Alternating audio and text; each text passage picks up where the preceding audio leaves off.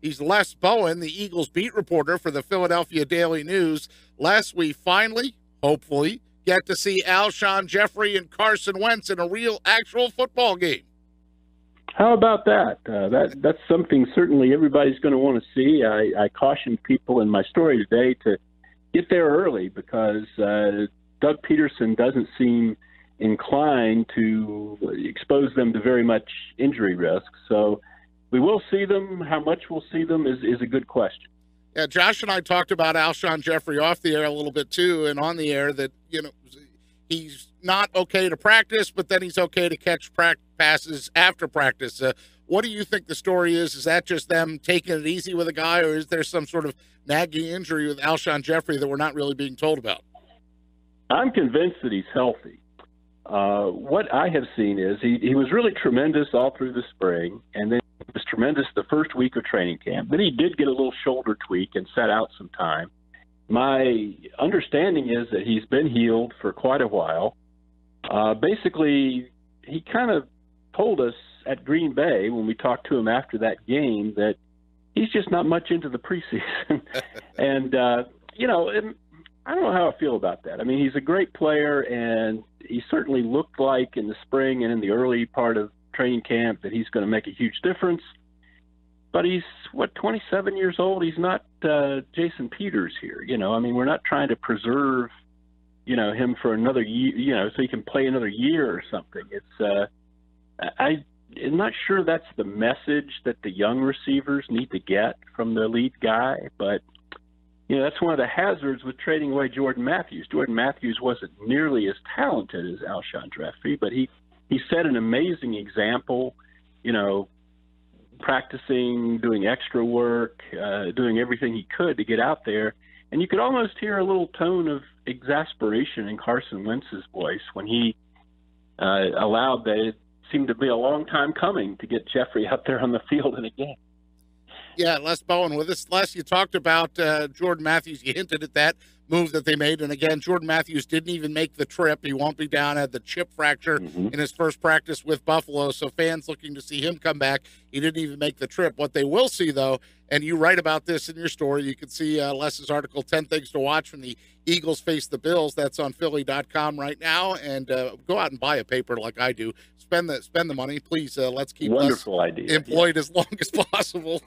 Tell us less about Nelson Agholor, because now he's the first up to try, and you subtitled this very creatively, playing the slots. He's the first guy. That fits into our AC theme down here, right? Tell us about Nelson Agholor. You in mind. Yes, thank you. Well, everybody knows the story of Nelson Agholor through 2 years. Very disappointing first-round pick. Last year, his struggles seemed to really get in his head. He dropped passes. He lined up wrong. He just did stupid things that he should not have been doing at that point in his career. So he spent some time in the offseason, I think, trying to rebuild his confidence, maybe talking to some people, getting some counseling. He came back this spring. He's done pretty well. They moved him from outside into the slot, which is a different role for him. He seems to have taken to it very well. They've gotten rid of Jordan Matthews, who played in the slot very effectively. And it's going to be Agholor's job to lose. He can lose it, however. There's a rookie, Mac Hollins, who looks like he can probably play that spot. They've talked about Donnell Pumphrey, the rookie running back, who's very slightly built. They've talked about him as a slot weapon. Of course, you can always put Darren Sproles there for some snaps. And tight end Trey Burton, who's kind of a jack of all trades, also gets some slot time. And Trey Burton is very tight with Carson Wentz. And now that Jordan Matthews is gone, Trey Burton might be right up there among Wentz's closest friends on the team. So that'll all be really interesting. But right now it's Agholor. He's still a first-round pick. He still has talent if he can translate that talent onto an actual game. I think this is a pretty big, as preseason games go, this is pretty big for him. I think he needs to show us something. He only had one chance in that preseason opener. It was a 2-point conversion pass. It was high. Nonetheless, it went right through his hands. So, that was only one play.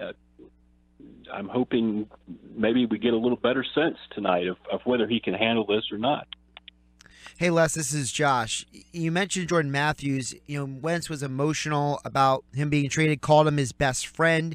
And you just mentioned Trey Burton being the other guy he's close to on the team. If the Eagles go with more of those two tight end sets moving forward with Burton and Ertz on the field, could Burton become what Jordan Matthews was, which was a safety valve? Because we saw in the Green Bay game, 2 of those 4 completions, Jordan Matthews kept the drive moving. Yeah, that's exactly right. In fact, it was a 4th down completion that made it possible for that touchdown to be scored 3 plays later. That's interesting. I don't know. I think Ertz is a better player than Trey Burton, but we'll see how it all develops. They certainly could do that with the 2 tight ends, but again, Trey Burton could wind up in the slot some because he has those kinds of talents. He's a guy that at Florida, he played everywhere. He was a quarterback. He was a wide receiver. He's tempted to say jack of all trades, master of none. That's a little bit true. I mean, he's not really a big tight end. He's not a very good blocker. They tried to play him at fullback for a while, and he just did not have the blocking chops for that. He's an athlete, good special teams player, decent hands, but it's really kind of a little bit of a quandary where you play him in more than 20 snaps a game at tight end. So, that's something to keep an eye on because I kind of get the idea that Wentz wants Trey Burton on the field.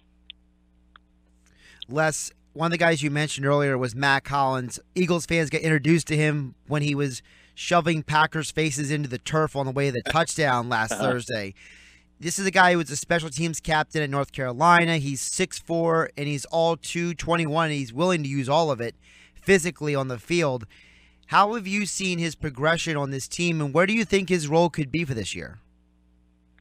Boy, Josh, I'm not sure what his role is going to end up being. Right now, I would say it's mostly special teams and 4th or 5th receiver, not a whole lot of snaps, but he can certainly change that. I don't think they're wed to anything other than Alshon Jeffery right now. He is a big, strong guy. In training camp practices, he hasn't, really made us all gasp and smack our faces in disbelief. But you don't hit in training camp practices mostly.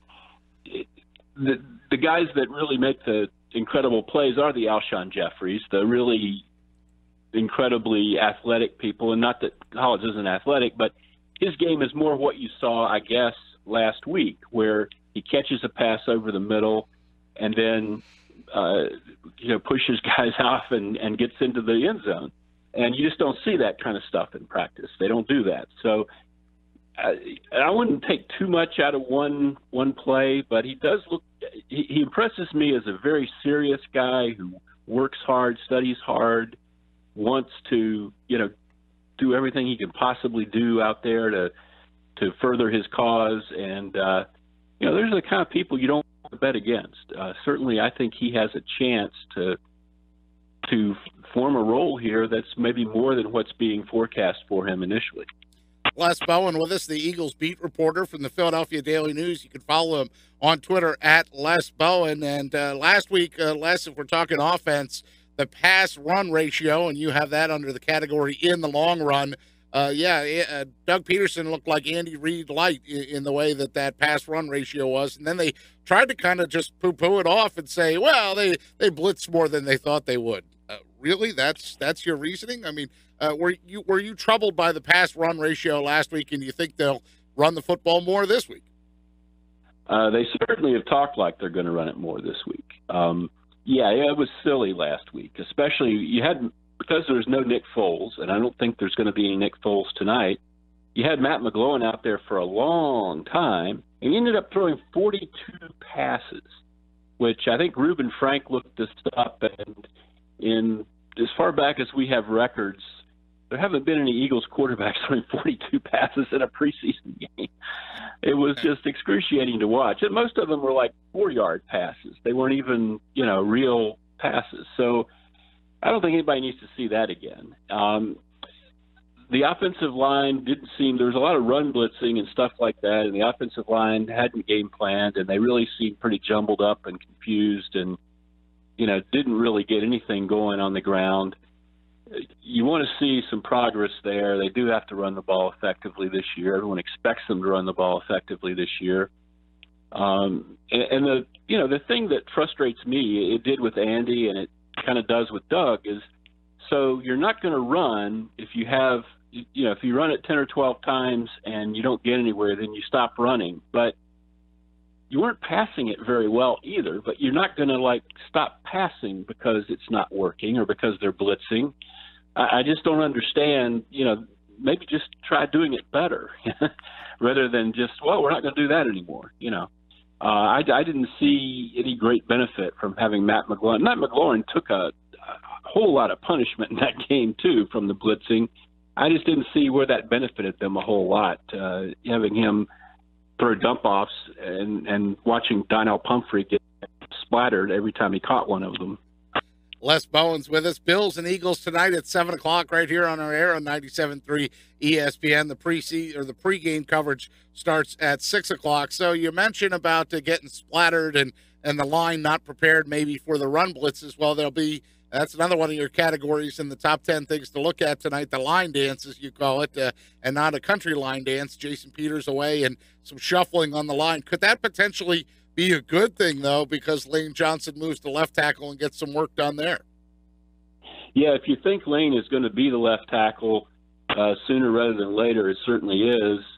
However, I would also say, Pete, that you want to get that starting offensive line in sync and working together and all that good stuff, and it just seems like that never happens with the Eagles. We went all last season with Lane was suspended, and there's a whole bunch of right tackles got hurt. They ended up with 5 different right tackles, and you want to see the Jason Peters, Isaac Sumalo, Jason Kelce, Brandon Brooks, and Lane Johnson. You want to see them out there blocking before this preseason is over. And it's just amazing how difficult that seems to be for the Eagles. And that leads me to think about one of the offseason topics that Mike Gill and I discussed when that report came out that the Eagles had the number 1 or number 2 ranked offensive line in football by Pro Football Focus. Did you take a lot of stock in that? No, I sure didn't. I mean, if these 5 guys, one thing, I think they had Alan Barber playing left guard, and he's not here anymore. But, right. It's a good offensive line. I can't imagine it's better than the Cowboys' offensive line or a couple other offensive lines. It has a lot to prove. And Jason Peters, you really cross your fingers at his age that he's still going to be Jason Peters. And again, what offensive line? I mean, we're not going to see that offensive line tonight. We're going to see Matt Tobin again at right tackle. And nothing against Matt Tobin, but he is not an elite right tackle. It's if we ever see the 5 guys that are supposed to start and they get some time together, they might be one of the best offensive lines in the NFL, but that hasn't happened yet. Les, one of the starters on the offensive line is Jason Kelce, and for me, he's been a point of aggravation after he led the NFL last year in penalties for all starting centers. In last week's game, he just didn't have that umph. He didn't have the explosion after the snap to stop some of the penetration. And I'm starting to wonder, the Eagles have said that they think that Seumalo is a future starting center in the NFL. Is maybe him starting at left guard kind of the bridge to maybe next year moving him into the center? Yeah, I think there's a real good chance of that, Josh. I don't think it'll happen this year. But next year, I think the salary cap situation with Jason is difficult. I think he'll be making a lot of money, and unless he has a real good year and they're real satisfied that he's still going to be their center for another few years, maybe they could redo his contract or something. But that's an easy move to make. If Sumalo plays a whole season at left guard, you got to think he's going to be taking center reps in practice, and he'll have game experience more than he's had, as a rookie. He'll be beside Kelce all year watching what Kelce does. And Kelce understands that. I talked to him about it early in training camp, and that's just kind of how things go. He he's kind of training his replacement. But there are people that want to do that right now. I'm not as down on Jason Kelce as you are, and some people are. There are some matchups he struggles with. There are other times when the people around him aren't playing well either, and he's not a guy that he's not big and strong enough to really make up for if there's somebody turns the wrong way at guard.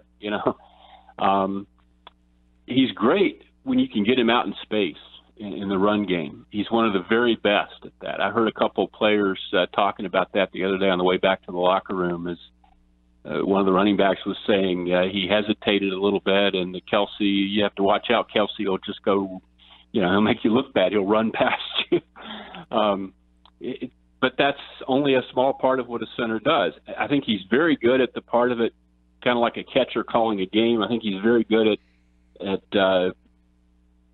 deciding on the blocking schemes and things like that, but he's really not he's playing against a 3-4 and a big, strong nose tackle. No doubt about it, he struggles. Staying in the trenches, but flipping over to the defense, one of the highlights of the game last week is Derek Barnett with 2 sacks and 2 quarterback hits and getting some tackles for a loss as well. Do you think that is kind of what we can expect from him, that he's going to be a guy this year that is just a disruptive force? That's a lot to put on his shoulders. I mean, 2 sacks a game would set a record, I think. But I think he's a really hardworking, tough, solid, mature player, which is, I think I said the same words in describing Mac Hollins, that they really did a good job in the draft this year. I don't know if these guys are going to be great players talent-wise, but a lot of them seem to have that sort of focus that you really want. They're football players. They're not here just because they can make a little money doing this, or it's really Barnett's very, very into his craft. Now, rookie defensive ends typically don't set the world on fire. Once in a while, one comes along who does, but it's really unusual for a rookie defensive end to get more than 6 or 7 or 8 sacks. So I don't really expect him to lead the way for this team. I think Brandon Graham is their best pass rusher, but I think Barnett's going to play a lot, and I think he'll do himself proud. I think he'll be very, very solid at that spot. You refer to both Barnett and Hollins as both football players. I would say, wouldn't some of this be a reflection of what Joe Douglas was trying to do with the draft and with the personnel? They're trying to change the type of player that is on this roster moving forward. Yeah, I really think so. They're not taking on projects. They're not drafting people because of their arm length or any of that silliness. They're not drafting people who don't have the athleticism to play, but they're drafting people who show that they want to work. And at the NFL level, it's really hard, even if you're very talented, if you're not willing to put in the extra work, if you don't like watching film, if you don't take coaching, really nuanced type coaching, then you're not going to succeed in most cases. Look at Dorial Green Beckham, who's not here anymore. That's the poster guy for that kind of stuff. A lot of talent, didn't apply himself, maybe just didn't understand how to apply himself, that he needed to apply himself. Never learned anything other than that one slant pattern. And that's not the kind of guy that they brought in this year. You look at just about everybody they drafted. The only guy who's been a little bit lost is Shelton Gibson, the 5th-round receiver from West Virginia. I don't think it's his personality. It's just that the spread offense they played at West Virginia, this is way more complex than anything he's ever done, and I think it set him back quite a bit. When he first got out there, he kind of was overwhelmed. But I think in the long run, he has a very good chance to be a good player too. Spending a few minutes with Les Bowen. He's the Eagles beat reporter for the Philadelphia Daily News. And Les, last couple of questions we'll ask you about, one new face for the Eagles, and it's been a short sample size for you to look at him, but does he go by Ron? Does he go by Ronald? Ron Darby now coming over from Buffalo to Philadelphia, and we'll get a look at him tonight in game situation. Yeah, I haven't asked him yet which he prefers. That's a very good question. We'll have to get to that soon. But, yeah, it was kind of funny. Doug Pederson was very vehement that they were going to get him out there for a few snaps, and Darby wasn't that excited. I don't say that he wasn't keen on playing, but he really wants to learn this defense, He doesn't want to look like an idiot out there. Right. And he's only been here a few days, and he doesn't know the defense, and he was kind of like, oh, okay, well, I'll do what I can. But he'll be playing against the Buffalo offense, and I think he has a pretty good handle on those guys. Right. So, I'm really very interested to see. He's been excellent in his first few practices. He has that long speed that you just haven't had here maybe since Asante Samuel. I guess Dominic Rodgers-Cromartie had it, but you never knew what that guy was going to do. He might be wandering off in the wrong direction or something. I would say it's been a long time since we've seen somebody with the sort of what am I trying to say? Breakout speed, basically, to run stride for stride. The upper level ceiling that this guy has. I mean, he's just 23 years old. He had a tough year last year when the Bills weren't any good and the coaching staff got fired. I don't know what to make of that, but I'm not terribly concerned about it. It's not like he's hurt or something, or there's some reason why he can't be as good as he was as a rookie, which was tremendous. I really think that's a great addition, and to me, it says, and I'll wrap this up real quick. It was an interesting thing to me because going into this training camp, I kind of thought the Eagles, they were sort of trying to compete this year with Jeffery and guys like that, but they kind of had their eyes down the road because Carson Wentz, his development's going to take a while. Bringing in Darby like that makes me think that after looking at the team, that they have some aspirations for this season. Not that they're going to win the Super Bowl, but that they can make the playoffs. That, and this is something they needed to do for this season and for the long run. But this is going to make them a much more competitive team, I think. Well, we'll close with this one, Les. Year number 2 of Doug Pederson, and your observations of Doug from year 1 to year 2. Is he getting more comfortable in his own skin? I did realize that, I guess, on Monday, the entire offense was running suicide sprints or wind sprints at the end. And so everybody likes to portray him as players' coach, but he's trying to hold the players accountable at times. Yeah, I've been really interested in that because that's something that's developed here in the last few weeks. He was very much a player's coach that first year. His whole rap was, I remember what it was like. I've been in that position.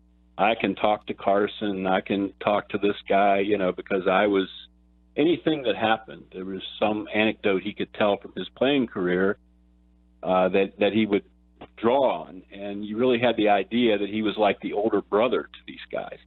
This year, it's a little different tone from Doug. And you're right, he did have guys run after some false starts in practice. I don't think he liked what he saw in that first preseason game. They had some hard practices this week, long practices. And I think he's becoming a little more of I need to show some results here, and, nobody's going to take advantage of me kind of guy.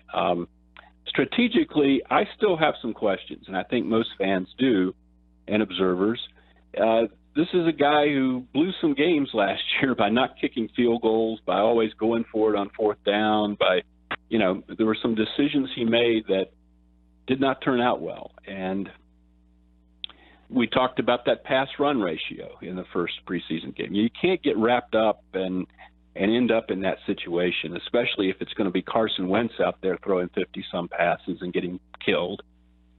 You just want to see some growth from Doug as a strategist, as a game planner, and that's something I'm really going to be looking at, I think, as we get into the season. He's Les Bowen from the Philadelphia Daily News. He's the Eagles beat reporter. You can find him on Twitter at Les Bowen, and he'll be there tonight for preseason game number 2, the home preseason opener, Bills and Eagles, 7 o'clock. You can hear it here on 97.3. Pregame coverage starts at 6. Hey, Les, really appreciated spending some time with you and catching up with you and finding out your observations. Can't thank you enough, my friend. All right. Thank you, Pete and Josh. Have a good evening.